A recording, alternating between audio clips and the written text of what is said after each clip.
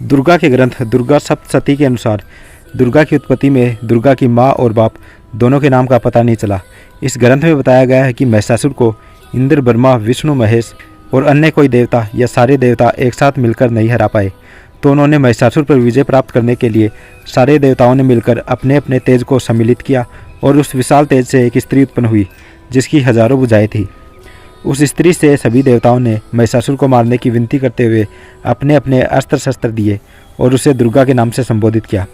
अब सवाल ये उठता है कि जिस महिषासुर को मारने के लिए इंद्र का वज्र, विष्णु का सुदर्शन चक्र, शंकर का त्रिशूल काम नहीं कर पाए, देवता और ऋषियों के श्राप उसे भस्म नहीं कर पाए, सभी देवताओं की शारीरिक और बौद्धिक शक्तियाँ उसे हरा नहीं पाई, तो देवताओं को ये कैसे भरोसा हो गया कि एक स्त्री महिषासुर को हरा देगी।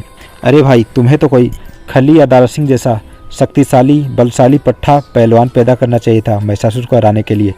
शारीरिक रूप से मनुष्य से कमज़ोर स्त्री को ही क्यों चुना?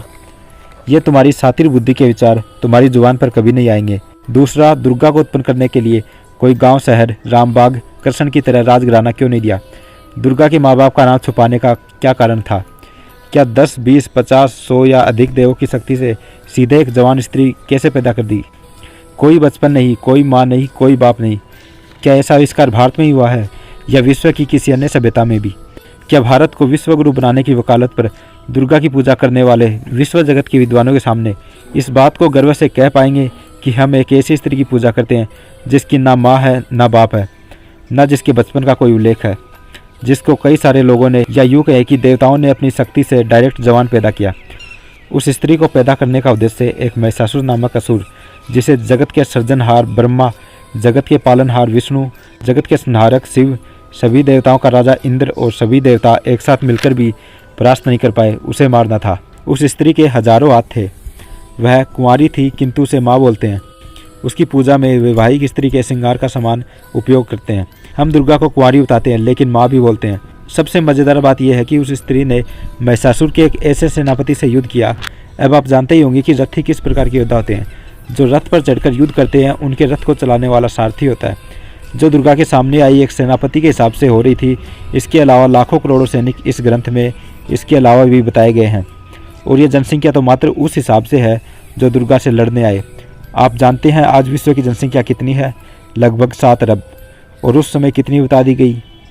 केवल भारत में ही जहां दुर्गा से युद्ध हो रहा था। आज हरित क्रांति में अनाज का प्रचुर मात्रा में उत्पादन होने के बावजूद भी सरकार 130 करोड़ लोगों के खाने पीने रहने को लेकर चिंतित है। और उस समय 50 अरब से भी अधिक लोग क्या खाते होंगे, कहाँ रहते होंगे? है कोई जवाब कि तुम्हारी दुर्गा पर लिखी कहानियाँ कोरी गप के अलावा कुछ नहीं है? बातें और भी ऐड कर सकते हैं। फिलहाल दुर्गा को सत्य मानकर मूर्ख बनने वाले और इसमें अपना समय और धन बर्बाद करने वालों को इसे पढ़ाएं और दुर्गा के अस्तित्व और पूजा पाठ को बढ़ावा देने वालों से इसका जवाब मांगे। दुर्गा शादीशुदा है या कुंवारी है? अगर शादीशुदा है तो लोग इसे माता कहते हैं, तो इनके पति का नाम क्या है? माता तो कह दिया, पिताजी किसको कहेंगे? यदि एक कुंवारी है तो 16 श्रृंगार इन पर क्यों चढ़ता है? क्योंकि हिंदू ब्राह्मण धर्म में कोई कुंवारी स्त्री श्रृंगार नहीं करती है। पूरी वीडियो देख ली है तो इसे शेयर जरूर कर दें। हमारा ध्येय अंधविश्वास मुक्त तार्किक समाज बनाना है। कितनी हास्यप्रद बात है। और हाँ, इन्हें समाज भी स्वीकार नहीं करता है। अंधविश्वास पाखंडवाद से दूर रहो।